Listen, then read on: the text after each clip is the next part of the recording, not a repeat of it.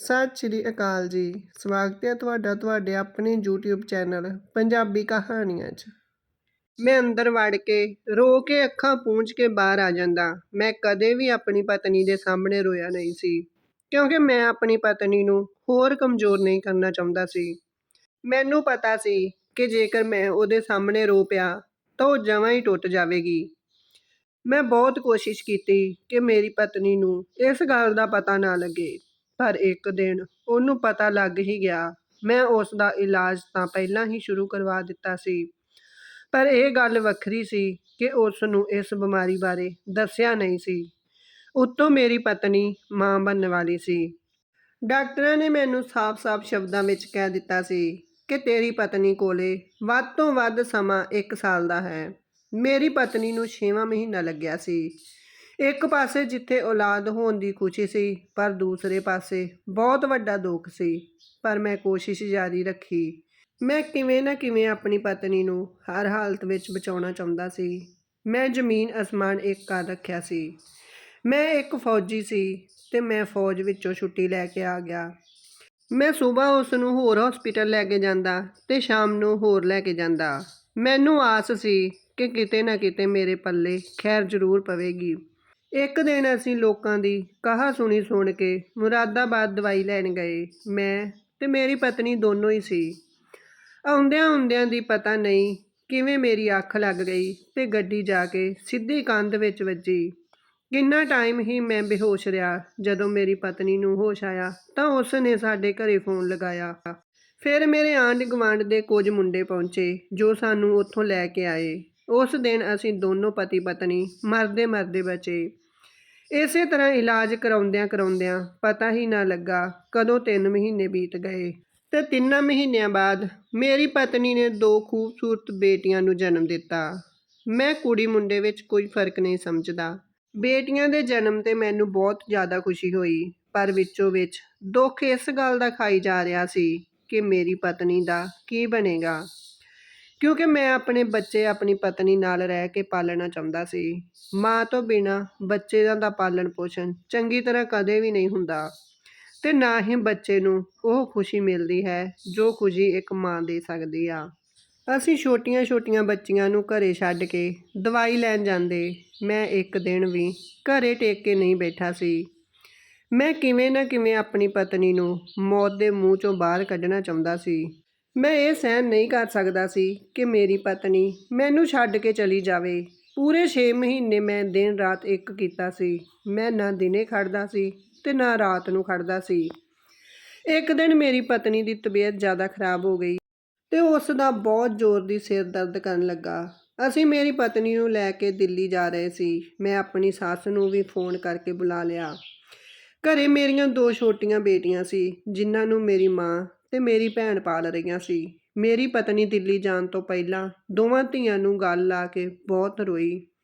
ਉਹਨੂੰ ਇਸ ਤਰ੍ਹਾਂ ਰੋਂਦੇ ਵੇਖ ਸਾਡਾ ਸਭ ਦਾ ਮਨ ਭਰ ਗਿਆ। ਮੇਰੇ ਪਿਤਾ ਤੇ ਮੇਰੀ ਮਾਂ ਨੇ ਮੇਰੀ ਪਤਨੀ ਤੋਂ ਬੇਟੀਆਂ ਫੜ ਲਈਆਂ ਤੇ ਉਸ ਨੂੰ ਗੱਡੀ ਵਿੱਚ ਬੈਠਣ ਲਈ ਕਿਹਾ, ਪਰ ਗੱਡੀ ਵਿੱਚ ਬਹਿਣ ਤੋਂ ਪਹਿਲਾਂ ਮੇਰੀ ਪਤਨੀ ਨੇ ਦੋਵੇਂ ਹੱਥ ਜੋੜ ਕੇ ਮੇਰੀ ਮਾਂ ਤੇ ਪਿਓ ਨੂੰ ਕਿਹਾ, ਮੰਮੀ ਜੀ ਤੇ ਪਾਪਾ ਜੀ, ਪਤਾ ਨਹੀਂ ਮੈਂ ਹੁਣ ਇਸ ਘਰ ਦੇ ਵਿੱਚ ਦੁਬਾਰਾ ਵਾਪਸ ਮੁੜ ਕੇ ਆਵਾਂਗੀ ਕਿ ਨਹੀਂ, ਪਰ ਤੁਸੀਂ ਮੇਰੀਆਂ ਧੀਆਂ ਨੂੰ ਰੁਲਣ ਨਾ ਦੇਣਾ। ਮੇਰੀਆਂ ਧੀਆਂ ਨੂੰ ਉਵੇਂ ਹੀ ਪਾਲਣਾ ਜਿਵੇਂ ਇੱਕ ਮਾਂ ਪਾਲਦੀ ਹੈ।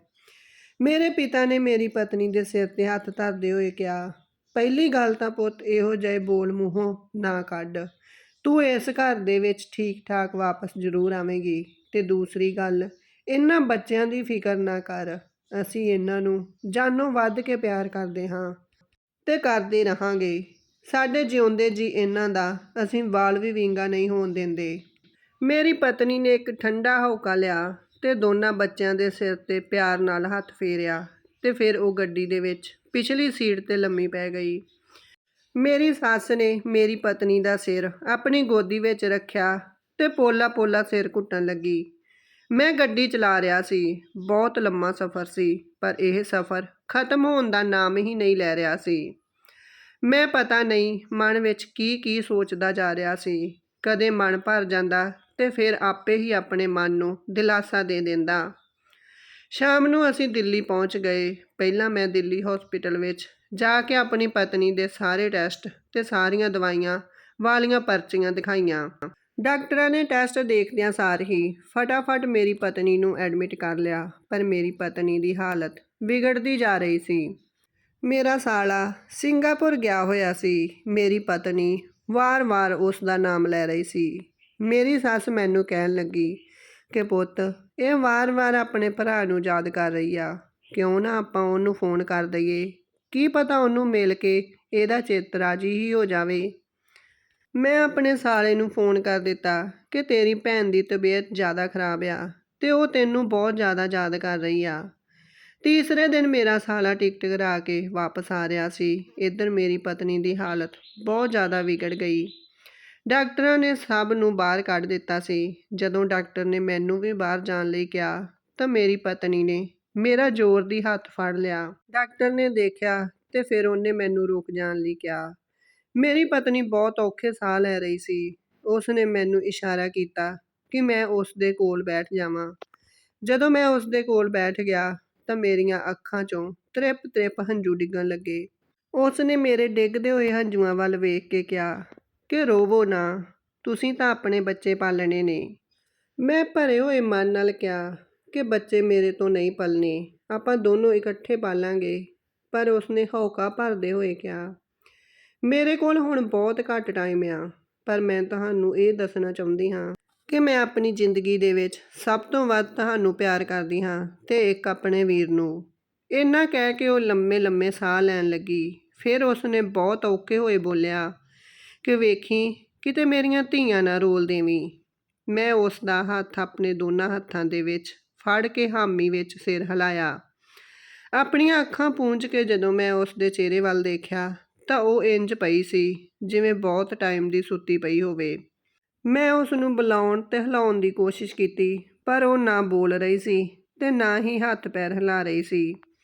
ਨਰਸ ਨੇ ਮੈਨੂੰ ਬਾਹੋਂ ਫੜ ਕੇ ਕਮਰੇ 'ਚੋਂ ਬਾਹਰ ਕਰ ਦਿੱਤਾ ਤੇ ਉਸ ਦੇ ਮੂੰਹ ਤੇ ਉੱਪਰ ਕੱਪੜਾ ਦੇ ਦਿੱਤਾ। ਮੈਂ ਕਮਰੇ 'ਚੋਂ ਬਾਹਰ ਆ ਕੇ ਕੰਧਾਂ ਦੇ ਨਾਲ ਪਾਗਲਾਂ ਵਾਂਗ ਟੱਕਰਾਂ ਮਾਰ-ਮਾਰ ਰੋ ਰਿਹਾ ਸੀ।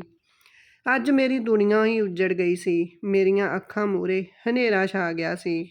ਮੇਰੀ ਸੱਸ ਵੀ ਮੈਨੂੰ ਦੇਖ ਕੇ ਹੀ ਰੋਣ ਲੱਗ ਪਈ, ਕਿਉਂਕਿ ਉਸ ਦੀ ਵੀ ਅੱਜ ਕੁੱਖ ਉੱਜੜ ਗਈ ਸੀ। ਮੈਂ ਤੇ ਮੇਰੀ ਸੱਸ ਕਿੰਨਾ ਚਿਰ ਹੀ ਪਾਗਲਾਂ ਵਾਂਗ ਰੋਂਦੇ ਰਹੇ ਤੇ ਰੋ-ਰੋ ਕੇ ਬੇਹਾਲ ਹੋ ਗਏ। ਡਾਕਟਰ ਅੰਦਰ ਆਪਣਾ ਕੰਮ ਕਰ ਰਹੇ ਸੀ ਤੇ ਫਿਰ ਉਹਨਾਂ ਨੇ ਕਮਰਾ ਬੰਦ ਕਰ ਦਿੱਤਾ। ਇੰਨੇ ਨੂੰ ਮੇਰਾ ਸਾਲਾ ਹਸਪਤਾਲ ਵਿੱਚ ਪਹੁੰਚਿਆ ਤੇ ਕਾਹਲੀ-ਕਾਹਲੀ ਸਾਡੇ ਕੋਲ ਆ ਕੇ ਕਹਿਣ ਲੱਗਿਆ ਕਿ ਕਿੱਥੇ ਆ ਭੈਣ। ਮੈਂ ਰੋਂਦੇ ਹੋਏ ਨੇ ਕਿਹਾ ਕਿ ਹੁਣ ਤਾਂ ਤੇਰੀ ਭੈਣ ਇੰਨੀ ਦੂਰ ਜਾ ਚੁੱਕੀ ਆ ਕਿ ਉਸ ਨੂੰ ਕਿਸੇ ਦੀ ਆਵਾਜ਼ ਸੁਣਾਈ ਨਹੀਂ ਦਿੰਦੀ। ਮੇਰੇ ਸਾਲੇ ਨੇ ਡਾਕਟਰਾਂ ਨੂੰ ਬਹੁਤ ਕਿਹਾ ਕਿ ਕਿਵੇਂ ਨਾ ਕਿਵੇਂ ਮੇਰੀ ਭੈਣ ਨਾਲ ਗੱਲ ਕਰਾ ਦਿਓ, ਪਰ ਡਾਕਟਰਾਂ ਨੇ ਸਿਰ ਮਾਰ ਦਿੱਤਾ। ਉਹਨਾਂ ਨੇ ਕਿਹਾ ਕਿ ਅਸੀਂ ਬਹੁਤ ਟਾਈਮ ਮਸ਼ੀਨ ਲਾਈ ਰੱਖੀ ਕਿ ਤੁਹਾਡੇ ਨਾਲ ਗੱਲ ਹੋ ਸਕੇ, ਪਰ ਤੁਸੀਂ ਬਹੁਤ ਦੇਰ ਕਰ ਦਿੱਤੀ। ਹੁਣ ਕੁਝ ਨਹੀਂ ਹੋ ਸਕਦਾ। ਸਾਡੇ ਵਿੱਚ ਤਿੰਨਾਂ ਵਿੱਚ ਕੋਈ ਹਿੰਮਤ ਨਹੀਂ ਕਰ ਰਿਹਾ ਸੀ ਕਿ ਘਰੇ ਫੋਨ ਕਰਕੇ ਕਿਵੇਂ ਦੱਸੀਏ। ਫਿਰ ਮੈਂ ਆਪਣੇ ਪਿਤਾ ਜੀ ਨੂੰ ਫੋਨ ਲਾਇਆ। ਮੇਰੇ ਤੋਂ ਬੋਲਿਆ ਕੁਝ ਨਾ ਗਿਆ, ਬਸ ਮੇਰੀਆਂ ਧਾਹਾਂ ਹੀ ਨਿਕਲ ਗਈਆਂ। ਘਰੇ ਆ ਕੇ ਮੈਂ ਆਪਣੀਆਂ ਦੋਹਾਂ ਧੀਆਂ ਨੂੰ ਚੁੱਕ ਕੇ ਆਪਣੀ ਪਤਨੀ ਦੇ ਕੋਲ ਬਿਠਾ ਕੇ ਬਹੁਤ ਰੋਇਆ। ਜਦੋਂ ਮੇਰੀ ਪਤਨੀ ਨੂੰ ਚੁੱਕਣ ਲੱਗੇ ਤਾਂ ਮੇਰਾ ਦਿਲ ਪਾਟ ਰਿਹਾ ਸੀ। ਉਸ ਵਕਤ ਮੇਰੇ 'ਤੇ ਕੀ ਬੀਤ ਰਹੀ ਸੀ, ਇਹ ਮੈਂ ਬਿਆਨ ਵੀ ਨਹੀਂ ਕਰ ਸਕਦਾ। ਫਿਰ 2 ਮਹੀਨੇ ਬਾਅਦ ਮੈਂ ਵਾਪਸ ਫੌਜ ਵਿੱਚ ਚਲਾ ਗਿਆ ਤੇ ਮੇਰੇ ਮਗਰੋਂ ਮੇਰੀ ਭੈਣ ਤੇ ਮਾਂ ਨੇ ਮੇਰੀਆਂ ਧੀਆਂ ਦਾ ਬਹੁਤ ਖਿਆਲ ਰੱਖਿਆ।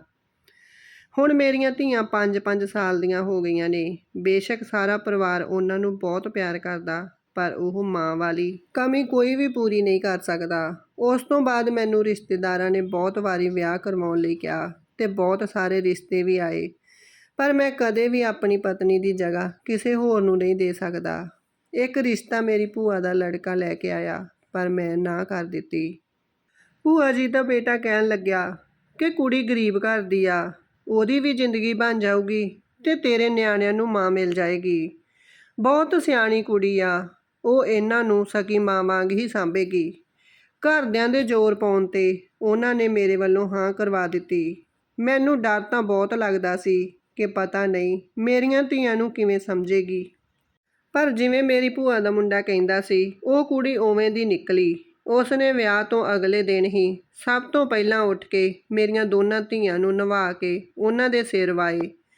ਉਹ ਮੇਰੀਆਂ ਧੀਆਂ ਨੂੰ ਉਂਝ ਹੀ ਪਿਆਰ ਕਰਦੀ ਸੀ ਜਿਵੇਂ ਉਹਨਾਂ ਦੀ ਸਕੀ ਮਾਂ ਕਰਦੀ ਸੀ।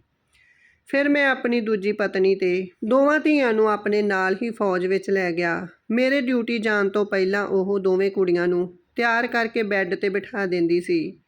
ਮੈਂ ਡਿਊਟੀ ਜਾਣ ਤੋਂ ਪਹਿਲਾਂ ਦੋਨਾਂ ਧੀਆਂ ਨੂੰ ਸਕੂਲ ਛੱਡ ਕੇ ਆਉਂਦਾ ਸੀ। ਇੱਕ ਦਿਨ ਵੀ ਉਹਨੇ ਮੇਰੀਆਂ ਧੀਆਂ ਨੂੰ ਕਦੇ ਵੀ ਘੂਰ ਕੇ ਨਹੀਂ ਸੀ ਦੇਖਿਆ। ਹੁਣ ਇਹ ਧੀਆਂ ਸਿਰਫ ਮੇਰੀਆਂ ਨਹੀਂ, ਉਹਦੀਆਂ ਵੀ ਬਹੁਤ ਪਿਆਰੀਆਂ ਧੀਆਂ ਬਣ ਗਈਆਂ ਸੀ। ਮਤਰੇਈ ਮਾਂ ਵਾਲਾ ਉਹਦੇ ਵਿੱਚ ਕੋਈ ਵੀ ਵਲ ਵਿੰਗ ਨਹੀਂ ਸੀ। ਕੋਈ ਵੀ ਓਪਰਾ ਬੰਦਾ ਦੇਖ ਕੇ ਕਹਿ ਨਹੀਂ ਸਕਦਾ ਸੀ ਕਿ ਇਹ ਇਹਨਾਂ ਦੀ ਸਕੀ ਮਾਂ ਨਹੀਂ। ਮੈਨੂੰ ਮੇਰੀ ਪਹਿਲੀ ਪਤਨੀ ਕਦੇ ਵੀ ਨਹੀਂ ਭੁੱਲਦੀ, ਪਰ ਦੂਜੀ ਪਤਨੀ ਨੇ ਮੇਰੀਆਂ ਧੀਆਂ ਦੀ ਇੰਨੀ ਚੰਗੀ ਤਰ੍ਹਾਂ ਸੰਭਾਲ ਕੀਤੀ ਕਿ ਉਹਦੇ ਲਈ ਮੇਰੇ ਦਿਲ ਵਿੱਚ ਇੱਜ਼ਤ ਤੇ ਜਗ੍ਹਾ ਬਣ ਗਈ। ਇਹ ਸੀ ਜੀ ਆਪਣੀ ਅੱਜ ਦੀ ਕਹਾਣੀ। ਕਹਾਣੀ ਕਿਸ ਤਰ੍ਹਾਂ ਦੀ ਲੱਗੀ ਕਮੈਂਟ ਬਾਕਸ ਵਿੱਚ ਆ ਕੇ ਜ਼ਰੂਰ ਦੱਸਣਾ। ਕਹਾਣੀ ਨੂੰ ਲਾਈਕ, ਕਮੈਂਟ, ਸ਼ੇਅਰ ਜ਼ਰੂਰ ਕਰਨਾ। ਚੈਨਲ ਨੂੰ ਸਬਸਕ੍ਰਾਈਬ ਕਰਨਾ। ਕਹਾਣੀ ਸੁਣਨ ਲਈ ਬਹੁਤ ਬਹੁਤ ਧੰਨਵਾਦ ਜੀ। ਮਿਲਦੇ ਹਾਂ ਕੱਲ੍ਹ ਨੂੰ ਕਿਸੇ ਹੋਰ ਨਵੀਂ ਕਹਾਣੀ ਨਾਲ। ਤਦ ਤੱਕ ਦਿਓ ਇਜਾਜ਼ਤ। ਸਤਿ ਸ਼੍ਰੀ ਅਕਾਲ ਜੀ।